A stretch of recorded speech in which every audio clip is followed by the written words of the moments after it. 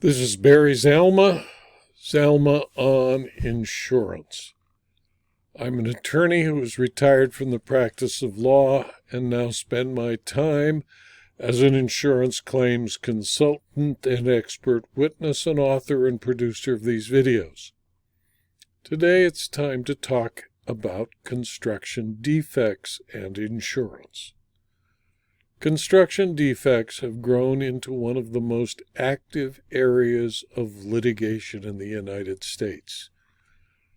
As a result, I have created an 8-volume series of books concerning construction defects and insurance to thoroughly explain how to identify construction defects, how to insure, investigate, prosecute, and defend cases that result from construction defect claims.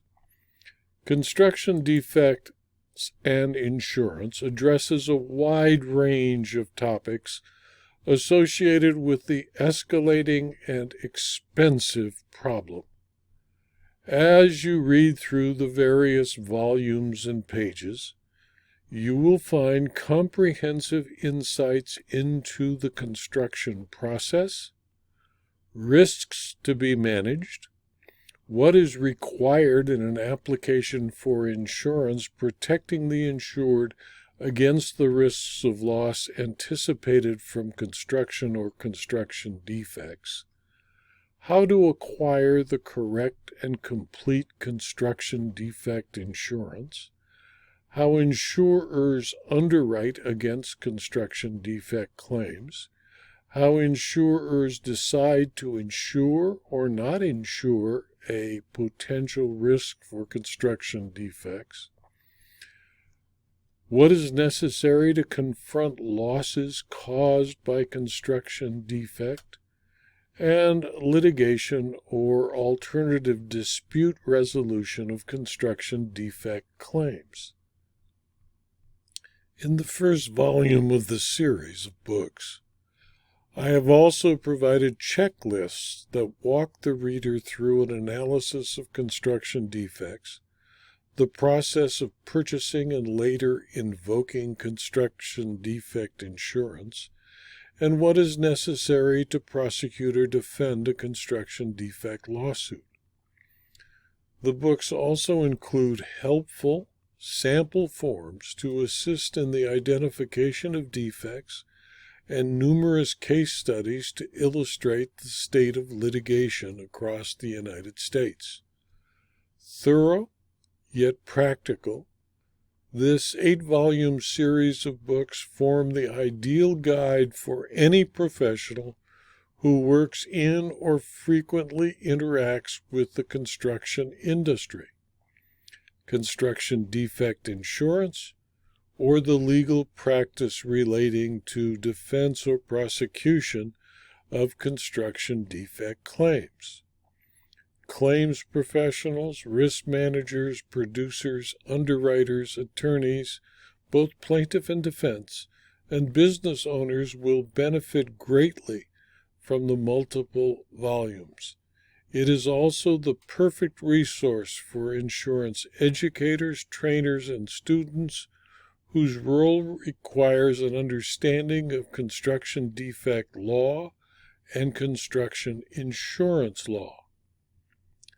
As the reader goes through the various volumes of construction defect and insurance, the reader will find comprehensive yet comprehensible coverage of key topics, including what is a structure, how is a structure built, the building, the construction contract, plans and specifications, the property inspection, potential defects, understanding insurance and underwriting, construction defect policies, liability insurance, first-party property insurance, insurance bad faith and the tort of bad faith, the construction defect suit,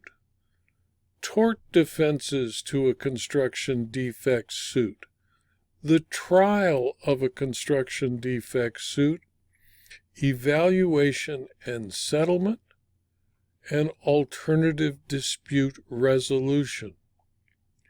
The publication is designed to provide accurate and authoritative information in regard to the subject matter covered.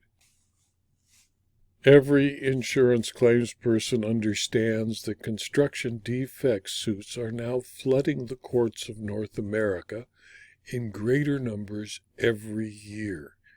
Anyone faced with construction defect issues can use the 8-volume series of books to effectively avoid or resolve claims of such defects.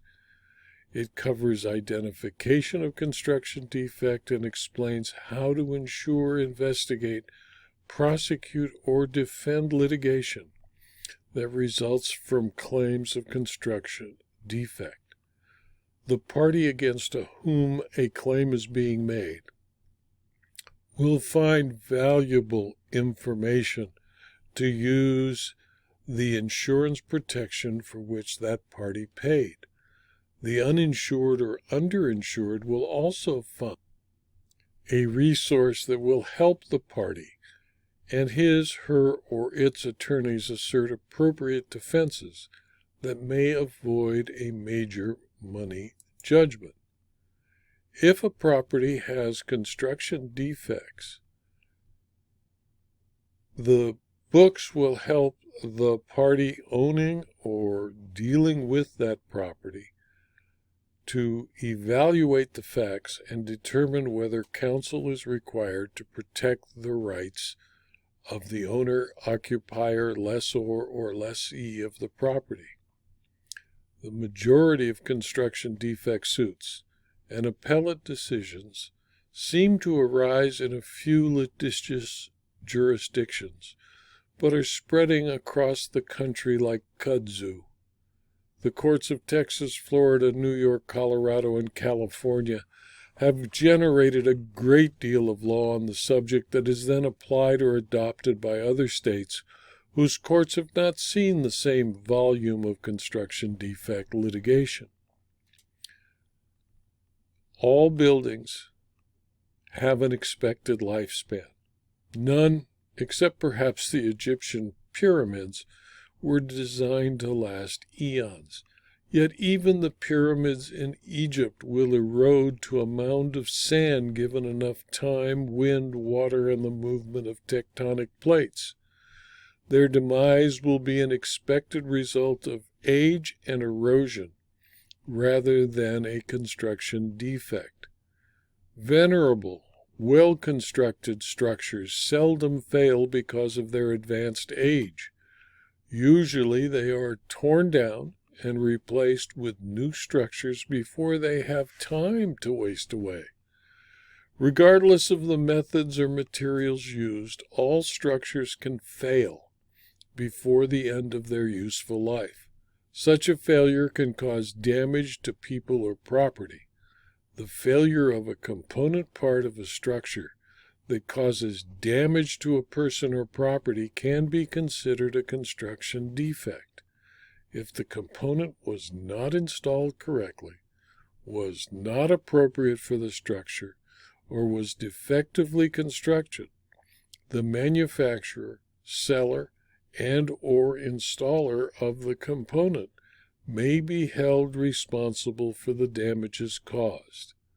When structures fail, the damages can include, among other things, a total collapse of the structure and injury to its occupants, an inability to keep rainwater out of the structure, cracking, settling, or subsidence of concrete flatwork, cracking, settling, or tilting of walls, doors that do not fit, windows that do not operate, walls that are out of plumb, walls, doors, and windows that leak, foundations that settle, crack, or subside as a result of hydroconsolidation of the soils on which the foundation was placed, mold growth on floors, walls, and ceilings, acidic emissions from Chinese manufactured drywall, or damage to person or property of third parties. Construction defect claims and suits are proliferating. Courts across North America are overflowing with multi-party lawsuits brought by condominium associations, Canadian strata organizations, owners of tract homes, and commercial property owners. As construction defect claims proliferate, it has become not unlikely that most people will either pursue or defend a construction defect at some point in their lifetime. The dollars involved in construction defect litigation have grown exponentially. If a problem exists in a multi-unit condominium association or a housing tract, minor repairs of the defect multiply over the various units to millions of dollars. In addition, the complexity of a construction defect suit usually results in hundreds of hours of work for attorneys and the need for separate counsel for each party defendant, like the owner, the architect, the general contractor, and each subcontract. The settlements and judgments are often extremely large, and attorney's fees generated in such cases for both the plaintiff and the defendant, with multiple parties involved, are high, encouraging lawyers to file suit. The targets of construction defect litigation are many and varied.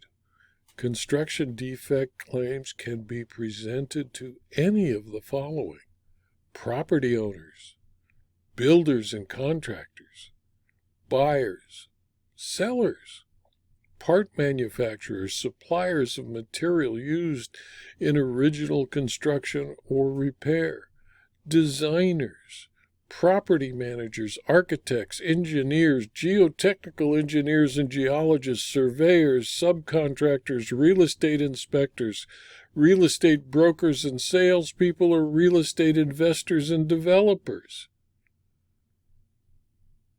It is almost invariable that a lawsuit will arise for construction defects if a structure is built and is not absolutely perfect. And since perfection is seldom available in the world of construction, these lawsuits will continue, and it is appropriate that everyone involved understand the law of construction defect and the types of insurance available to protect those property owners and others who might be sued as a result of a construction defect claim, and also those who may be the victim of a construction defect, so that the litigation is avoided, and if not avoided, is held down to a minimum so that everyone can resolve the claims quickly and fairly. This video was adapted from my book, Construction Defects and Insurance, Volume 1, available as both a Kindle book and as a paperback from Amazon.com, as the first of the 8-volume treatise on construction defects and insurance. If you found this video to be interesting or useful to you, please forward it to your colleagues. It's free. And please also subscribe to my YouTube channel, my Rumble channel, and my blog, so that you can be advised of future videos and future blog postings. Thank you for your attention.